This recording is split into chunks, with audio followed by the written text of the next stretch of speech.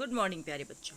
कल हमने हमारी कृतिका पुस्तक का पाठ 2 मेरे संग की औरतें प्रारंभ किया था। इस पाठ की लेखिका श्रीमती मृदुला गर्ग है। इसमें उन्होंने अपने परिवार की विभिन्न महिलाओं के चरित्र का चित्रण किया है। कल हमने पाठ प्रारंभ कर लिया था और पाठ के प्रथम 2 पृष्ठों को पढ़ा था। इन पृष्ठों में हमने लेखिका की नानी और उनकी माँ के बारे में जाना था। लेखिका की नानी, जिनकी शादी एक ऐसे व्यक्ति से हुई जो शादी के बाद बैरिस्ट्री करने विदेश चला गया और वापस जब लौटा तो पूरे तरह से अंग्रेजों के रंग में रंगा हुआ। उन्होंने अपनी पूरी उम्र अंग्रेजों का फरमाबरदार बनकर व्यतीत की। वहीं नानी घर में सीधी सादी महिला थी और पति के कारण उन्होंने स्वयं को किसी भी तरह से परिवर्तित नहीं किया था। अपने अंत समय में उन्होंने एक इच्छा जरूर जाहिर की कि उनकी बेटी की शादी एक स्वतंत्रता सेनानी से हो और ये कार्य नाना के दोस्त प्यारेलाल शर्मा को सौंपा गया। उनकी इस इच्छा के कारण लेखिका की माँ की शादी एक साधारण व्यक्ति से हुई। परिवार पूरी तरह से नानी के जो पति थे नाना, उनसे प्रभावित था और इसी प्रभाव के कारण माँ जो कोई कार्य नहीं करती थी उन्हें कुछ भी नहीं कहा जाता। माँ 2 विशेषताओं से परिपूर्ण महिला थी। एक, वे कभी झूठ नहीं बोलती थी और दूसरा, वे सबकी बातें गोपनीय रखती थी। इस कारण घर के और बाहर के दोनों लोग उनसे प्रभावित थे और उनका घर में बहुत सम्मान था। और इसी व्यवहार के कारण, इसी माहौल के कारण उनके घर में सब में निजता अधिक थी। स्वयं सब अपने काम से काम रखते थे और यही कारण था कि उनके घर में 3 बहनें और 1 भाई लेखन के कार्य की तरफ बढ़ गए। हमने यहाँ तक इस पाठ को पूरा कर लिया था और आज हम इससे आगे की ओर चलेंगे। ओके बेटा, यहाँ तक हमने हमारा काम कर लिया था, है ना। हम 3 बहनें और छोटा भाई लेखन के हवाले हो गए। ओके। लीक से खिसके अपने पूर्वजों में माँ और नानी ही रही होगी तो गनीमत रहती, पर अपनी एक परदादी भी थी, मतलब लेखिका की दादी, जिन्हें कतार से बाहर चलने का शौक था। कि हमारे पूर्वजों में माँ और नानी ऐसा नहीं थे जो अलग थे, एक परदादी भी थी जो और इन सबसे अलग चलती थी। उन्होंने व्रत ले रखा था कि अगर खुदा के फजल से उनके पास कभी 2 से ज़्यादा धोतियाँ हो जाएंगी तो वे तीसरी दान कर देगी। फजल मतलब कृपा से। जैन समाज में अपरिग्रह की सनक बिरादरी बाहर हरकत नहीं मानी जाती, इसलिए वहाँ तक तो ठीक था, है ना, कि जैन समाज में बेटा एक अपरिग्रह का नियम है कि आवश्यकता से अधिक वस्तुओं का संग्रह नहीं किया जाता, है ना, उन्हें त्याग दिया जाता है। तो परदादी जो थी वो भी अपने पास 2 ही साड़ियाँ रखती थी, 2 से ज़्यादा होते ही वो किसी को दान दे देती थी। उनका असली जलवा तो तब देखने को मिला जब मेरी माँ पहली बार गर्भवती हुई। मेरी परदादी ने मंदिर में जाकर मन्नत मांगी कि उनकी पतोहू का पहला बच्चा लड़की हो, कि उनकी पोते की जो बहू है उनका पहला बच्चा लड़की होना चाहिए, जो बिल्कुल परंपरा से हटकर मन्नत थी। यह गैर रवायती मन्नत मांगकर ही उन्हें चैन नहीं पड़ा। उसे भगवान और अपने बीच पोशीदा रखने के बजाय सरेआम उसका ऐलान कर दिया। पोशीदा मतलब दोनों के बीच की कॉन्फिडेंस, डक्कर उन्होंने नहीं रखा और सारी जगह उन्होंने ऐलान कर दिया। लोगों के मुंह खुले के खुले रह गए। उनकी फितूर की कोई वाजिब वजह ढूंढे ना मिली कि भाई ऐसा उनके क्या फितूर समाया कि उन्होंने पहली बच्ची के संतान के रूप में लड़की की मांग की थी। कोई नहीं समझ सका। यह भी नहीं कह सकते कि खानदान में पुश्तों से कन्या नहीं हुई, इसलिए माँ जी बेचारी कन्यादान के पुण्य के अभाव को पूरा करने के चक्कर में थी। कि भाई ऐसा भी नहीं था, पापा के भी बहनें थी, उनके स्वयं की बेटियाँ थी, तो पता नहीं ये मन्नत उन्होंने क्यों मांगी। क्योंकि पिताजी ही नहीं, दादाजी की भी बहनें मौजूद थी। हाँ, पहला बच्चा हर बहू का बेटा होता था, हो सकता है ये कारण रही हो। खैर, माँ जी ने अपनी तरफ से कोई सफाई नहीं दी, बल्कि बददस्तूर मंदिर जाकर मन्नत दोहराती रही। कि भाई किसी ने पूछा कि भाई आप ऐसा क्यों कर रही है, तो उन्होंने किसी को सफाई नहीं दी, लेकिन वो मतलब उन्होंने नियम बना लिया था कि बददस्तूर मतलब वो नियम पूर्वक मंदिर जाती थी और मंदिर में यही मन्नत मांगकर आती थी। पूरा नकुड़ गांव जानता था कि माँ जी का भगवान के साथ सीधा सीधा तार जुड़ा हुआ है, बेतार का तार, टेलीग्राम। कि जैसे ही माँ जी कोई बात कहती है भगवान तक पहुंच जाती है, मतलब कोई डायरेक्ट कनेक्शन है दादी माँ का भगवान के साथ। इधर वह तार खींचती, उधर टन से तथास्तु बसता, मतलब जैसे ही वो कोई इच्छा रखती भगवान का कनेक्शन का टन टन बोलता और वो भी कहते तथास्तु, इच्छा पूरी हो जाएगी। मेरी दादी जो पहली मर्तबा में ही तैयार हो गई थी कि गोद में खेलेगी तो पोती, पर माँ जी की आरजू किस कदर लंगड़ाएगी उसका उन्हें भी गुमान न रहा, कि सबने मान लिया कि परदादी जी मांग रहे हैं इसका मतलब पोती होगी, लेकिन वो जो मांग रही है उसका कितना असर होगा, है ना, ये किसी को पता नहीं था। लड़की की गैर वाजिब जिस्तजू सुन भगवान कुछ ऐसी अफरा तफरी में आ गए कि एक न दो पूरी 5 कन्याएं एक के बाद एक धरती पर उतार दी। कि भगवान को भी लगा कि ये नई चीज़ क्या मांगी जा रही है, तो वो भी थोड़ा घबरा से गए और एक के बाद एक 5 लड़कियों का उनके घर में जन्म। भगवान को क्या कहें, माँ जी के सामने तो नामी चोर भी अफरा तफरी में आ जाते हैं ना, ये तो भगवान ही थे, चोर जो थे वो भी आ जाते थे। माँ जी और नामी चोर का किस्सा होश संभालने के बाद मैंने कई बार सुना, है ना, अपनी परदादी की बात कर रही है बेटा वो।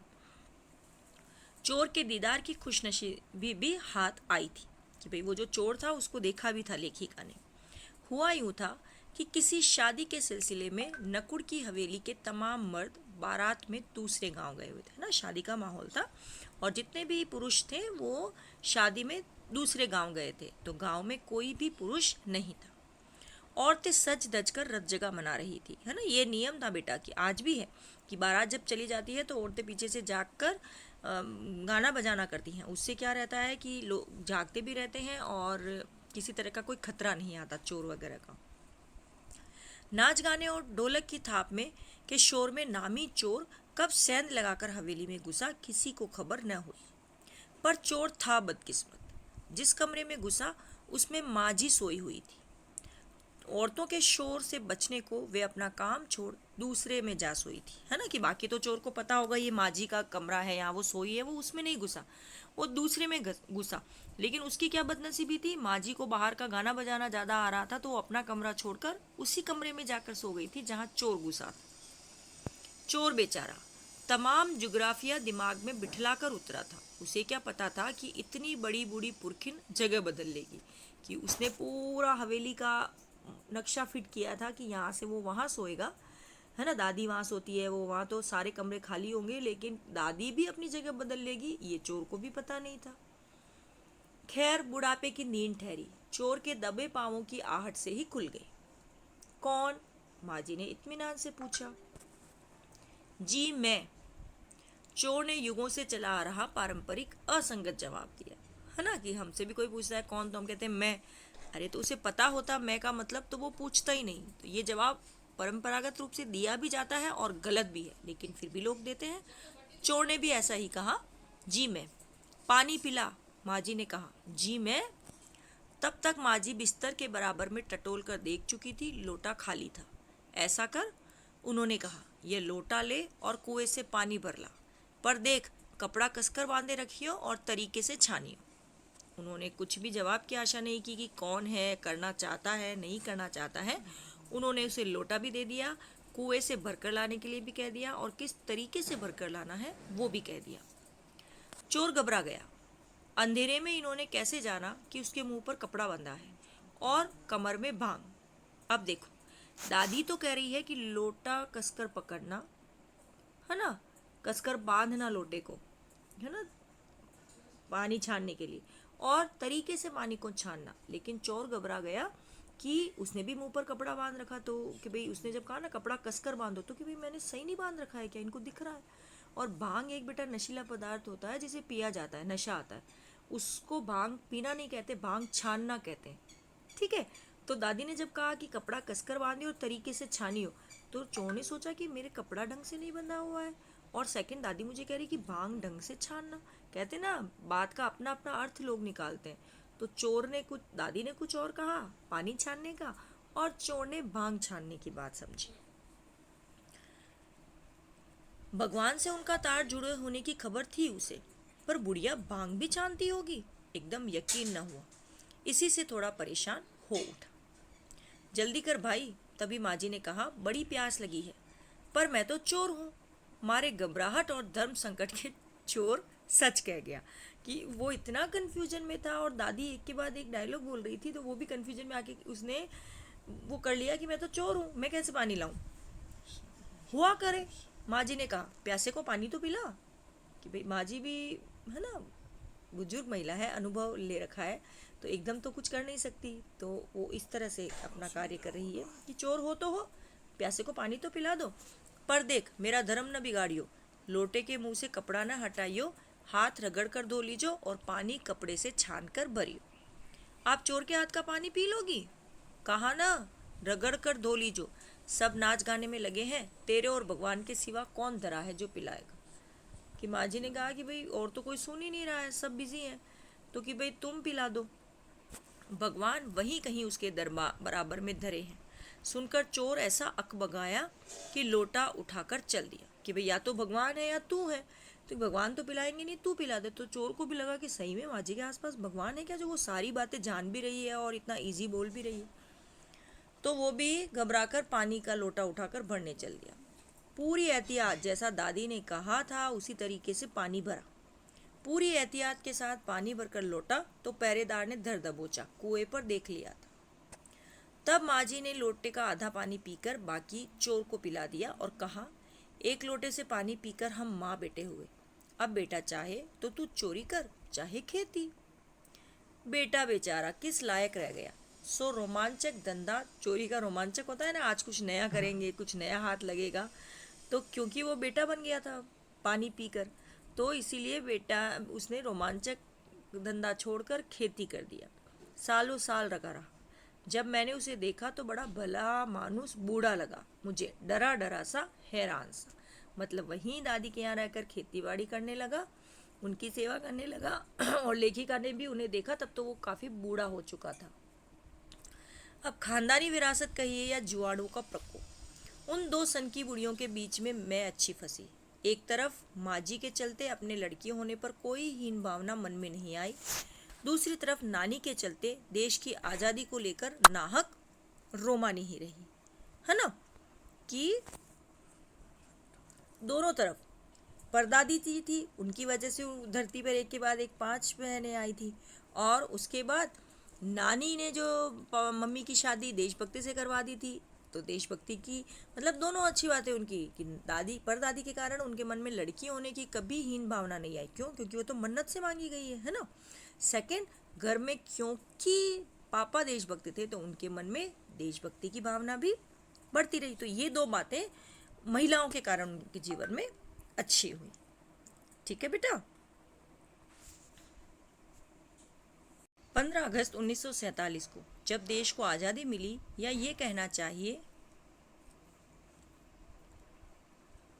कि जब आज़ादी पाने का जश्न मनाया गया, तो दुर्योग से मैं बीमार थी। उन दिनों टाइफाइड खासा जानलेवा रोग माना जाता था, इसीलिए मेरे तमाम रोने धोने के बावजूद डॉक्टर ने मुझे इंडिया गेट जाकर जश्न में शिरकत करने की इजाज़त नहीं दी। चूँकि डॉक्टर अपने नाना के परम मित्र, उनसे ज़्यादा नाना थे, इसलिए हमारे पिताजी की जो बात बात पर सत्ताधारियों से लड़ते फिरते थे, चुप्पी साध गए कि भाई जब नाना के दोस्त डॉक्टर ने सलाह दी है तो बिल्कुल नहीं जाने देंगे। मैं बदस्तूर रोती कलपती रही। क्या कोई बच्चा इकलौती गुड़िया के टूट जाने पर इतना रोया होगा? मेरी उम्र तब 9 बरस की थी, इतनी छोटी नहीं कि गुड़िया से बहलती और इतनी नहीं बड़ी नहीं कि डॉक्टरी तर्क समझती। तंग आकर पिताजी ने मुझे ब्रदर्स कारामजोव उपन्यास पकड़ा दिया। किताबें पढ़ने का मुझे मिराक शौक था। सो कुछ देर बाद मैंने देखा कि पिताजी को छोड़कर घर के बाकी सब प्राणी पलायन कर चुके हैं, है ना, इंडिया गेट पर जश्न मनाने गए हैं। मैं और पिताजी घर पर ही थे। पिताजी दूसरे कमरे में बैठकर अपनी किताब पढ़ रहे हैं, तो रोना धोना छोड़कर मैंने भी किताब खोल ली। एक बार शुरू कर लेने पर उससे मुझे इतनी मोहलत नहीं दी कि दोबारा रोना शुरू करूं या कोई और काम करूं। कि शौक था तो वो पढ़ने लगी तो उसी में खो गई। उस वक्त ब्रदर्स काराम जो मुझे देने में क्या तुक थी, तब मेरी समझ में नहीं आया। किताब कितनी समझ में आई और अब तक नहीं पता, क्योंकि उसके बाद इतनी बार पढ़ी कि सारे पाठ आपस में गड्ढमड्ढ हो गए। उस वक्त मुझे पापा ने किताब क्यों दी मुझे नहीं पता। मैंने पाठ को पढ़ा, किताबों को, मुझे कुछ समझ में नहीं आई, लेकिन मैंने इतनी बार उसको पढ़ा कि सारे जो चैप्टर थे आपस में मिक्स हो गए और मुझे कुछ भी समझ में नहीं आया। कितना पहली बार पल्ले में पढ़ा, कितना बाद में, कहना मुश्किल है। पर इतना विश्वास के साथ कह सकती हूँ कि उसका एक अध्याय जो बच्चों पर होने वाले अनाचार अत्याचार पर था, मुझे पहली बार में ही लगभग कंठस्थ हो गया था। क्यों? क्योंकि उनको लगता था ना मेरे साथ अत्याचार ही हुआ है, मुझे ले गए नहीं, तो इसीलिए कि खुद पर बीती तो उन्हें याद आ गया। उम्र के हर पड़ाव पर वह मेरे साथ रहा और मेरे लेखन के एक महत्वपूर्ण भाग को प्रभावित करता रहा। जैसे जादू का कालीन मेरा नाटक नहीं, वह 3 किलो की छोरी जैसी कहानियाँ, कठगुलाब उपन्यास के कई अंश, है ना, कि जिस तरीके से उस बुक को लिखा गया था, तो लेखन के में तरीके, लेखिका के लेखन में भी वही तरीका आया और उनका ये तरीका उनकी इन किताबों पर स्पष्ट रूप से देखा जा सकता है। ओके बेटा, तो आज के लिए इतना ही। कल पृष्ठ 21 से हम हमारे पाठ को पुनः प्रारंभ करेंगे। आज आप इन पृष्ठों को पढ़िए और पाठ को समझने का प्रयास कीजिए। ओके।